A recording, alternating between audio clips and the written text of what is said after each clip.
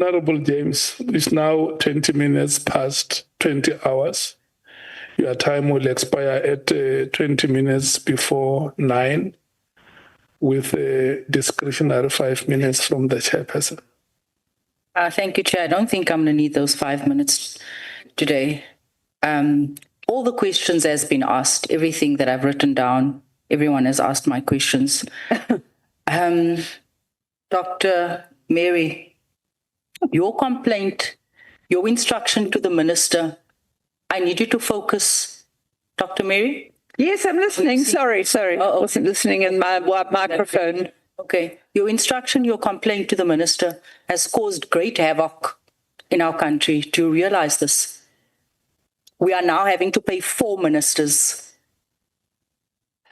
Well, how was I to anticipate that? I didn't think anybody would do anything about it. I just wanted to put on record what they were doing. How do I know? How can I preempt this? Am I getting blamed now for this mess?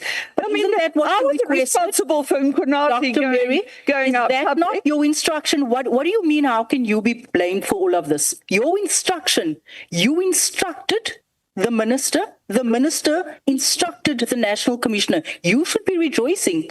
You should be happy because that's exactly what you wanted. Is that not so? I didn't instruct him. I asked You instructed him. I can't instruct a minister. You did not ask him. You instructed him.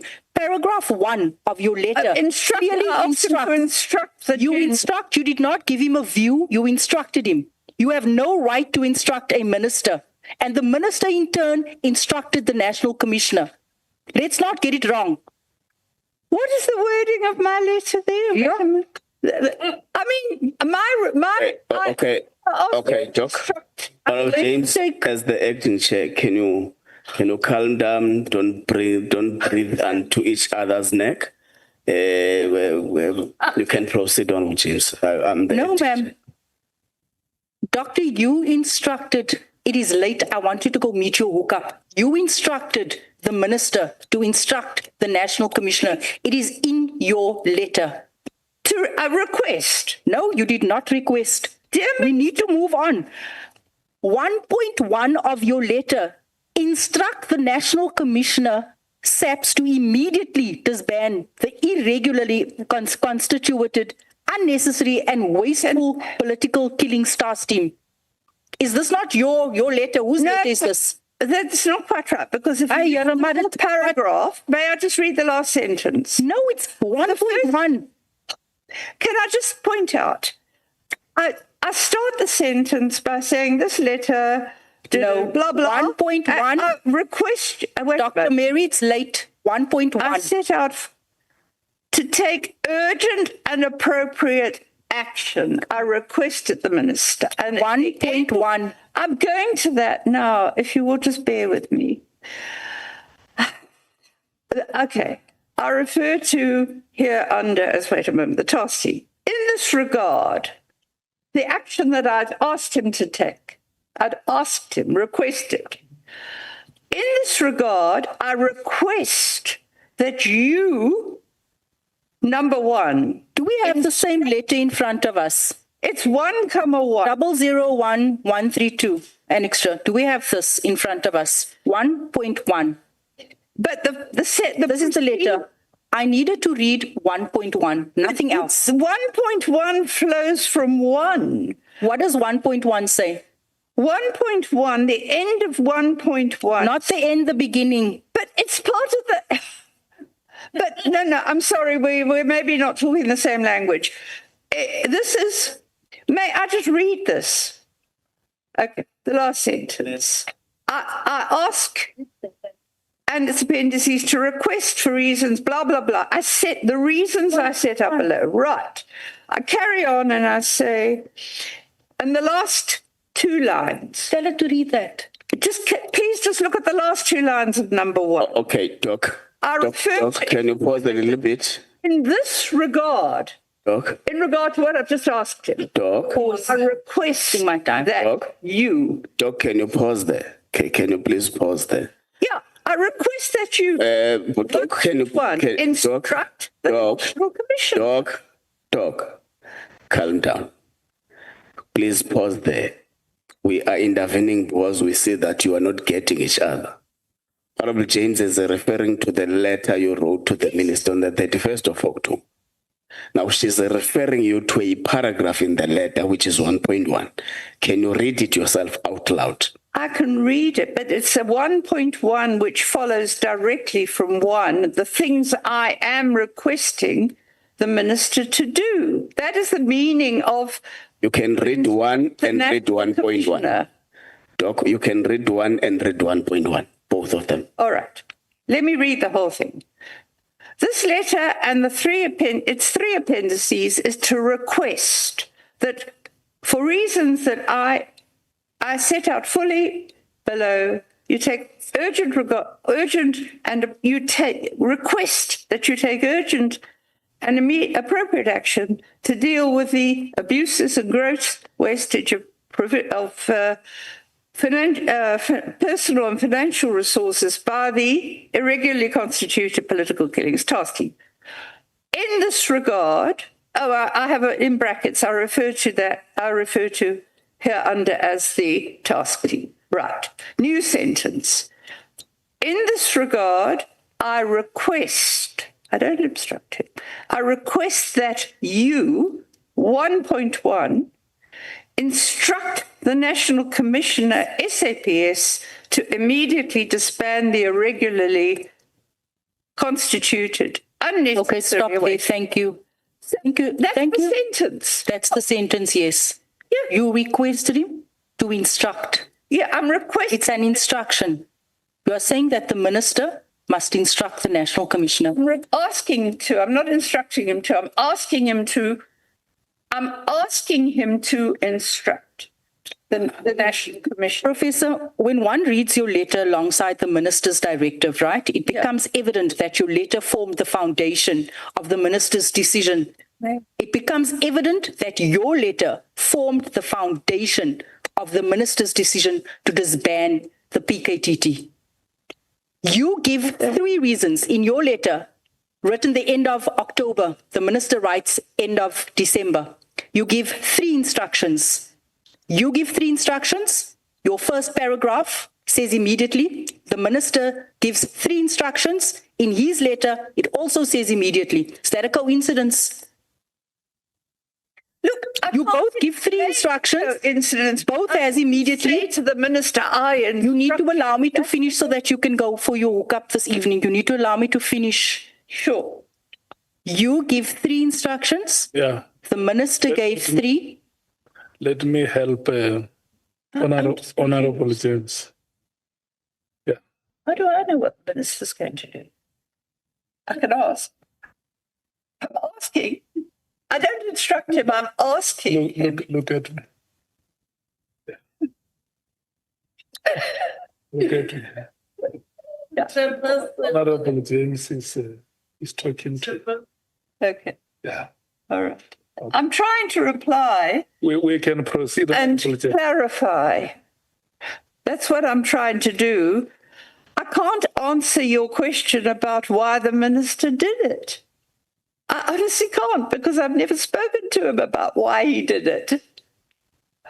And I'm getting the blame for it. I mean, it's just, I'd never have done it if I'd known. Quite frankly, I think it's... But it has precipitated some investigations. Look at it that way. Let me get back to my question. Please. When one reads your letter alongside the minister's directive, it becomes evident that your letter formed the foundation of the minister's decision. Am I right? You both had 3 instructions. You both said immediately in there. It was 8 weeks apart. You should be rejoicing that your activism has finally paid off. Because this is what you wanted. You said it was wasteful. You said it didn't add value. Yeah. You said it was unnecessary. You said dockets were going missing. So yes. Look, as I said, I never anticipated this. I never thought a minister would act. I'm trying to guess why he did act, and I'm sure he wouldn't have only acted on what I said. I mean, it may have been the last straw that broke the proverbial camel's back. Well, we've been thinking about it, and yeah, if she's saying it, maybe I have to take it. I'm guessing. This is not a place, Doctor, this is not a place where you come and guess. Let me move on. General Kwanazi testified that there may have been a third force behind your letter. That there may have been a third force. How do you respond to that allegation? Well, he must define what he means by a third force to start with. Do you think it's the fact that there are so many similarities between your letter and the minister's? Well, that's not a third force. What it's doing is suggesting I'm being motivated by something sinister. I mean, it's like saying we use the third force for all the covert apartheid agents. Are you trying to link me to that now? Is Mkhwanazi? Well, he might do, because he was trained by quite a notorious public order policing, in fact, so notorious that he got taken out when he attempted a coup in Botswana. Maybe you come back now. You need to come back. You need to come back now. No, I mean, that's insulting. No, Doctor. Wait. May we just simply respond to the question that Honorable James is asking? I don't know what Botswana is not one of our provinces or our districts. And as Parliament, we wish to pursue cooperation and harmonious relation with Botswana as one of the countries or our neighbors in SADC. So, yeah. Thank you, Chair. I want to take you to paragraph 4 of the same letter that you wrote, right? Where you assert that General Khumalo was holding 2 positions and that was a conflict of interest. Am I correct? This is in my statement, right? You actually also mentioned it earlier on, that he was holding 2 positions, it was conflict of interest, and it just wasn't right. It's never been done, it's never been heard of. That's what you said in your letter. I mean, I have complained about his holding 2 positions, because at that stage, when I wrote this letter initially, he was believed to have been running the task team, but although he wasn't running it physically, he was in operational response. He was managing it. He was managing it in terms of a project manager, but he was also then holding the position of head of crime intelligence. And that isn't, I've tried to explain why it's a conflict of interest, because both of them involve financial disbursements. And it has to be very clear to people that they're separated and there's no overlap between one lot of disbursements going to another. Dr. Mary, what would you say if I put it to you that that assertion was factually incorrect? He was not holding 2 positions. He had his position and he was deployed to head up the political killing stars team. He was not holding 2 positions. You were misleading this House and you were misleading the public, saying that General Khumalo was holding 2 positions. He was not holding 2 positions. I was told that he was an operational response. There was a special task team set up to deal with the political killings, and he was deployed there as a result of his skill set. He was to go and assist. He was deployed as a project manager, which that doesn't mean he's holding 2 positions, ma'am. That does not mean he's holding 2 positions.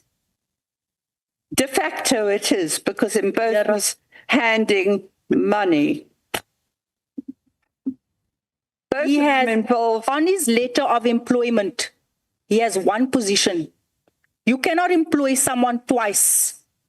What was he in his? No, you must tell me, because you said that it was unethical. You said there was conflict of interest. So you must tell us. I've told you that and I'm putting it to you that you are factually incorrect. I was told initially that... Told by who? by investigators in the task That was misleading and you. by, actually, I think the other person who told me, well, the person who told me initially that they were going to move Khumalo out of operational response was on the parliamentary committee at the time, Philip Mhlongo. And then the late Philip Mhlongo, who was the EFF rep on the parliamentary committee before the 2019 elections, he was the one who told me that there was so much trouble in operational response, they thought he was going to be moved out. He wasn't. I was told that he was remained in operational response and then was deployed as a project manager. And this came from someone who was in management at the time of the establishment of the task team, that he was actually structurally based in operational response, but he was deployed as project manager in the task team. And the project manager was the person who did the accommodation, the allowances and everything for the task team. Then he was appointed in the end of 2022 to be the head of crime intelligence. That's where the real conflict of interest comes in, that he's still the project manager and he's in heading crime intelligence. It doesn't matter. As I said, he wasn't structurally there. I was told he was doing it while he was operational response. But he was, in fact, the project manager for crime intelligence. That was the official designation. I was told by a member of management at the time the team was established. I put it to you that they were misleading you. General Khumalo, and I'm going to say this for the last time, does not hold two positions, and we're going to leave it at that. What is his position in terms of the police? He's the head of crime intelligence, and that's it. And he's allowed to work outside of, and he's allowed to work in any province. And he's allowed to head up task teams. But he's allowed to lend his skill to any situation in this country that requires it. Are you talking about his crime intelligence position? I'm sorry, I'm trying to understand. I was told he'd remained in operational So I'm asking you who told you that so that we can call out that person who's misleading you. Well, he does not hold two positions. He has one letter of employment with only one position. How do you know it? Let me tell you something. Mary, let me tell you something. Somebody... Let's move on, Chair. I'm just saying that I've seen that police records have been changed by somebody who was acquitted by a court and saw that on the police records.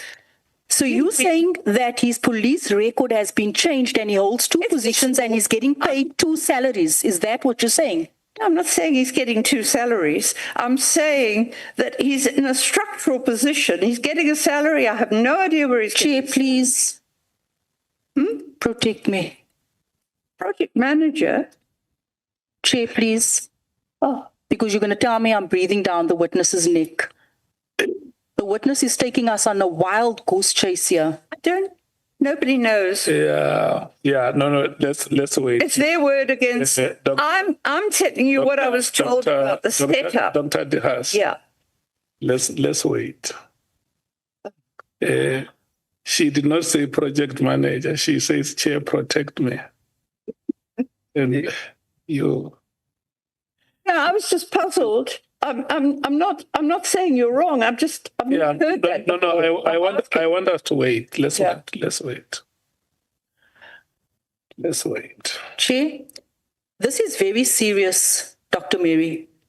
What I'm referencing here, your instruction to the Minister to instruct the National Commissioner, paragraph 4, your allegation that that General Khumalo holds two positions, and also in paragraph 9 of your letter, gross irregularity, use of national resources unheard of. All of these things based on hearsay. This is what your letter contains. Look, this is what your letter contains, and this is what the minister acted on. Oh.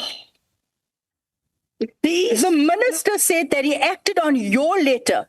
This is what you instructed. This is your evidence. And you are arguing today.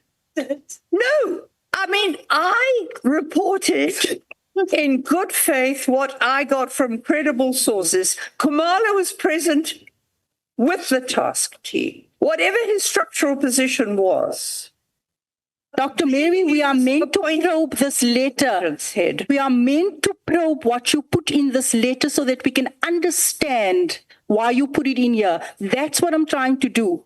I'm referencing all your paragraphs in terms of your ask to the minister, and I'm putting it to you that it is incorrect.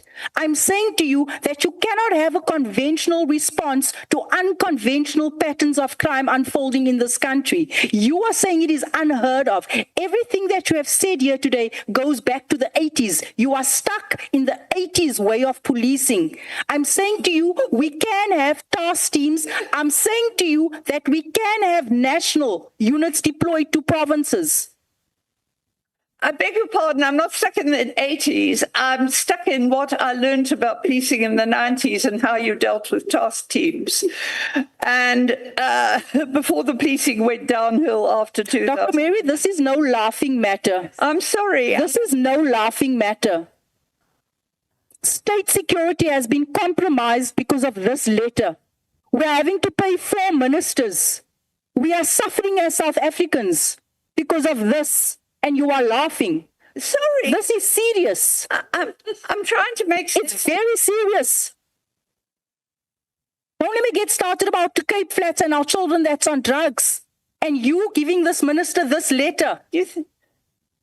But, I mean, it's not my fault that General Mkhwanazi decided to throw the cat among the pigeons and make all these allegations, because remember, they are allegations. And when I wrote this letter, everyone was telling me that Khumalo was handling the task team stuff. Right.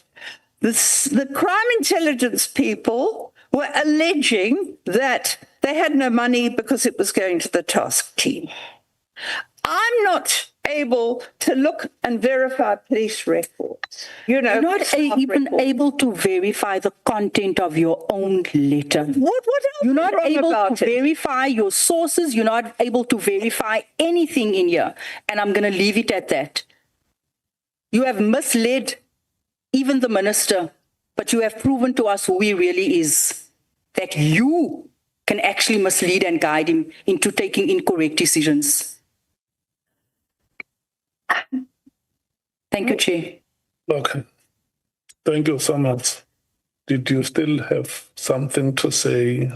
Not really, because I stand by I did not instruct the minister, I requested him. I want to emphasize that.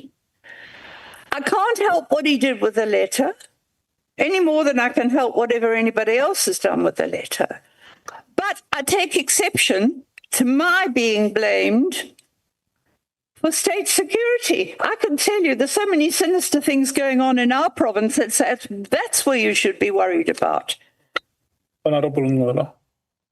Thank you very much, Chair. Just one follow-up on what Honorable James was trying to lead. Doc, we have got your letter of the 31st of October 2024. And paragraph 1.1 of that letter reads as follows. I request that you instruct the National Commissioner, SAPS, to immediately disband the irregular, constituted, unnecessary and wasteful political killings task team and send its investigators back with the detective units established provincial and national in terms of the SAPS legislation. Yeah. Now, this letter is of the 31st of October.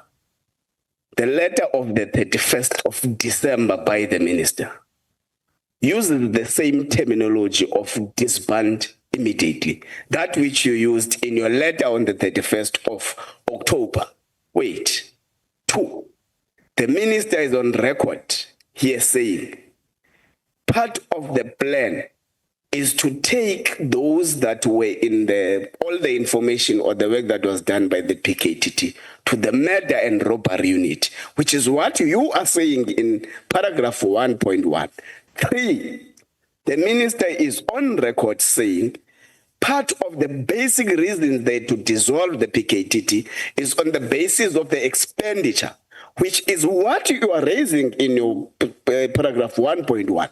So do you think that this letter you wrote on the 31st of October 2024 actually influenced the decision of the minister to dissolve the PKTT? I don't have any evidence. Before you respond, Sorry. Number 5, on the sworn statement of the minister on page 23, he also uses the words that you have used, that the PKTT was irregularly constituted. Yeah. No, I've said that. I've said that all along, that it was irregularly constituted. If it wasn't having a clear line of reporting line with people in relative positions able to evaluate the detectives. And I think when I didn't say murder and robbery, I mean, they had come, a lot of those members had come from stations all over the country, and they weren't even necessarily detectives. Those that were detectives should be going back to where they were based as detectives, and those that were not were in the provincial teams. We had 2 different provincial teams, and they should go back to the provincial. That's all I was asking. I didn't stipulate where they should go. No, Doc, you are not answering. No. 31st October, you write a letter using a certain terminology or wording. 31st December, the minister writes a letter using the same wording. Last month, the minister appeared here, and in his testimony, he is using the same wording. Now we're saying, did your letter of the 31st of October influence the decision of the political killings task team? Well, I can't say yes or no because I don't know. All I know is it presumably influenced him, but I don't know if it was the only, I can't say it's the only reason he did it, because it seems that he'd been looking at finances, from what I recall, before that.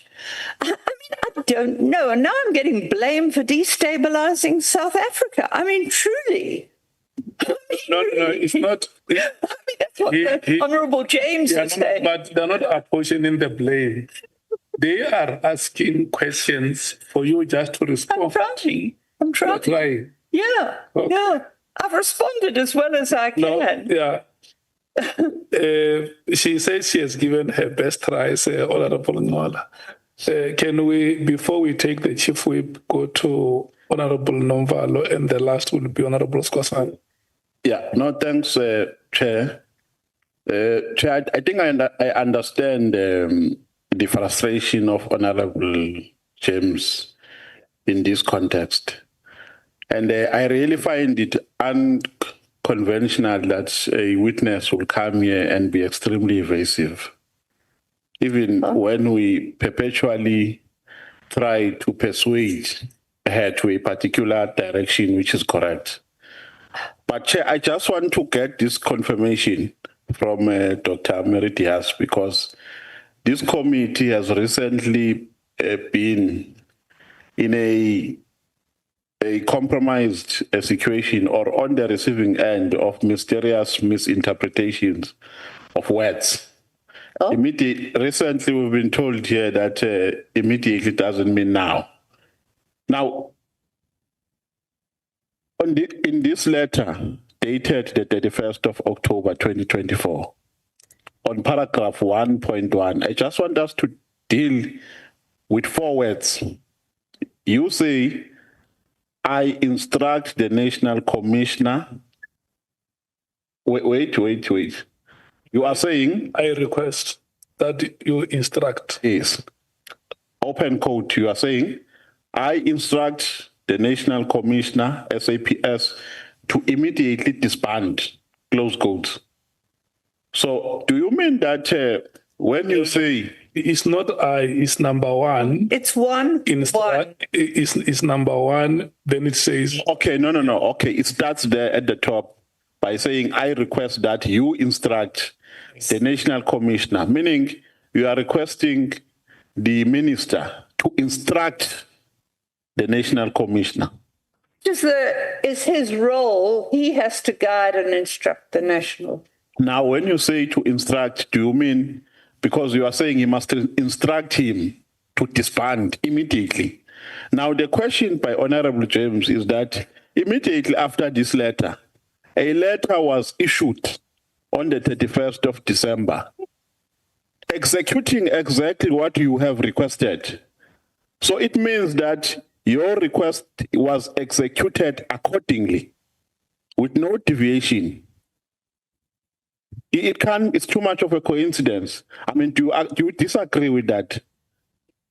It's certainly a coincidence. And all I'm disagreeing with is saying I cannot account. He obviously thought but we know, Doc, you can't, but from an objective point of view, just be objective and stop being evasive. It's too much of a coincidence that you can write a letter to the minister requesting him to instruct, and he does exactly the same. The fact that he is quoting me suggests it, but there's a principle in research that if two events happen at the same time, there's a correlation and not necessarily a causal relationship. But, I mean, if he's saying that I influenced him, then I can't dispute it. But what I don't know is what other information he may have heard that kind of what I said, I don't know. No, at least because, look, you can't just write letters with no intention of seeing those letters being implemented, unless you have an appetite of writing letters, as if you are writing music books. This is a letter requesting the minister to take a particular executive action. Yes. And that executive action was executed accordingly. And the minister at least was honest to the people of South Africa and to us as members of parliament, because he considered to that reality. He said the reason why he implemented that was because of a pressure that he got from members of the public.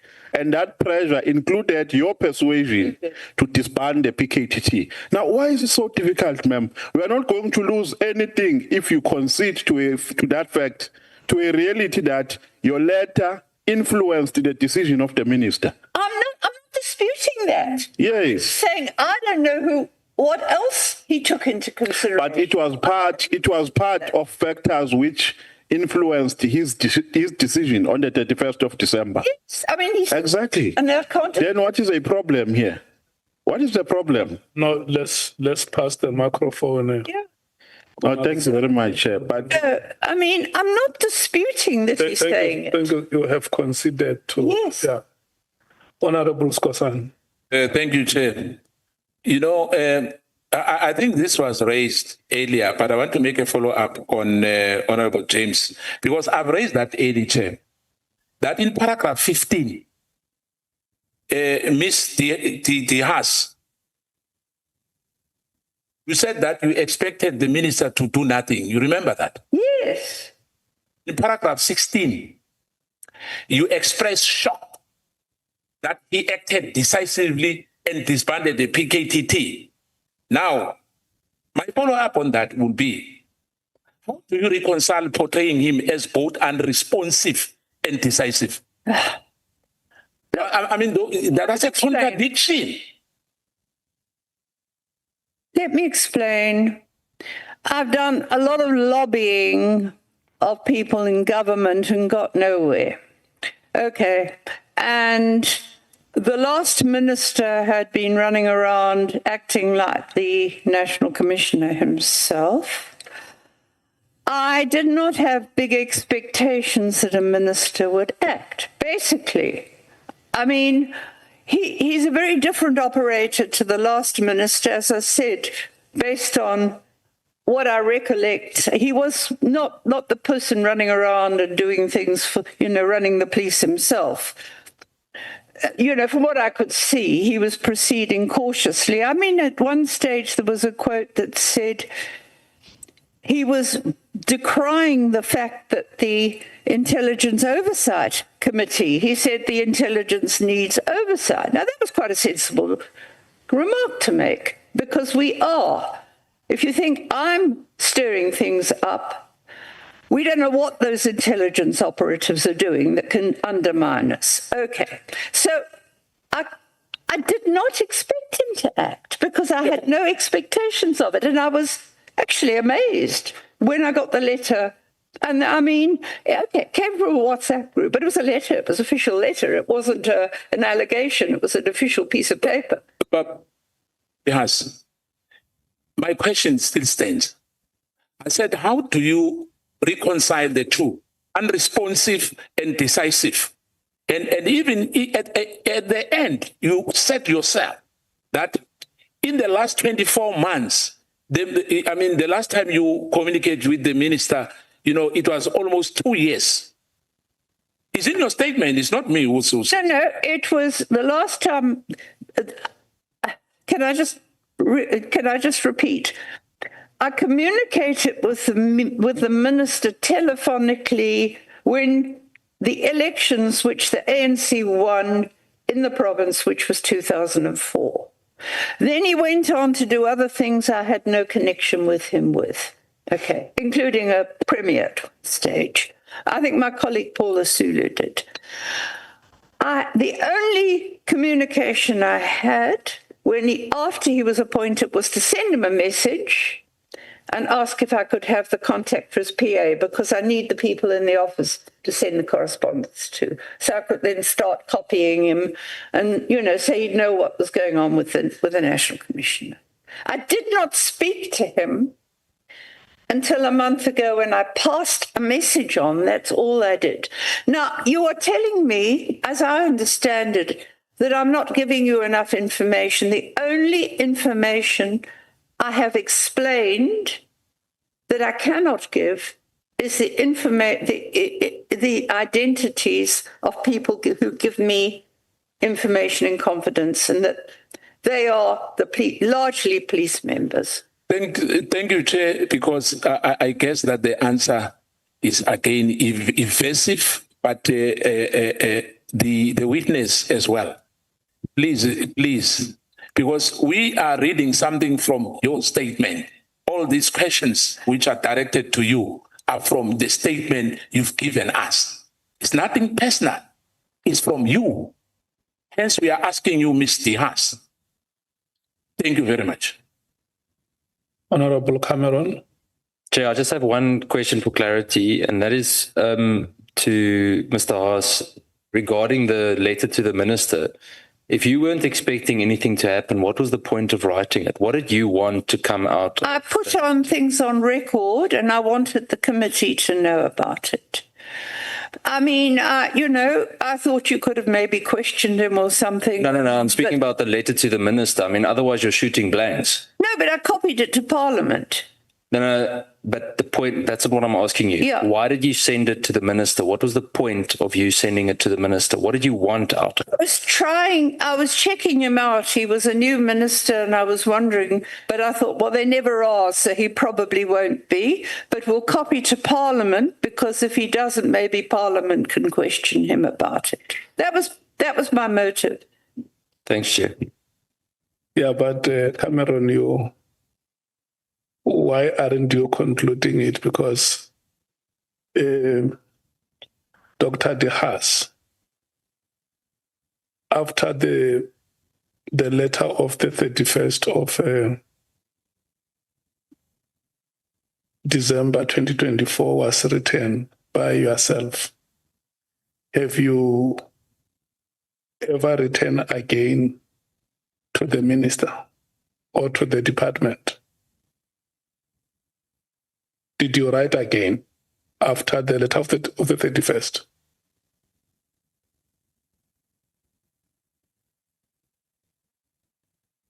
Oh, sorry, me. Yes. Oh, sorry. Yes, I did. I wrote to To the police commissioner. well, whatever I sent to you. Yeah. I wrote and I copied to Parliament that the task team was still operating. Yes, I'm saying after that letter of the 31st. Yes, I did. Which letter did you write? I wrote letters that I did forward, I think, I was asked to forward all what I had, and I had written after the disbandment. I had written to, I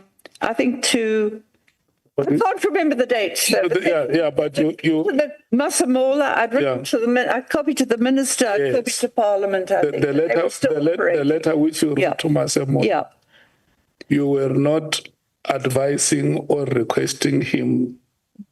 What were you asking him in that letter?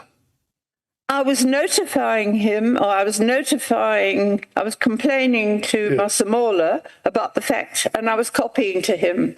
So he would know it, basically, and I copied, I think, to Parliament. What were you complaining about? That the task team was still operating despite the official disbandment. When it has been disbanded? Yeah. You wrote to the minister and say disband. I request you to disband. I'm just following up on what Honorable Cameron asked you to say. When you wrote to the minister, what was the purpose of your writing? Then you wrote, and then you responded to say, no, I just wanted to make him aware and to check him since he was a new minister in office.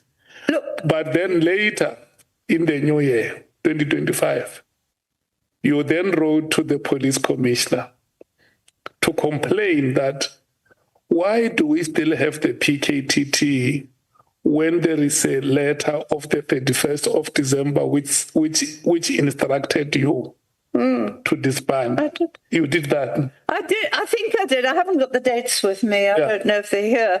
But I definitely wrote, because at one stage I wrote to him and I pointed out that they were abusing people in court. Yeah. I wrote to him and said, why have you got a case that's got nothing to do with political killings? I mean, this was all after it, and I would have copied to the minister and I think to Parliament. Okay.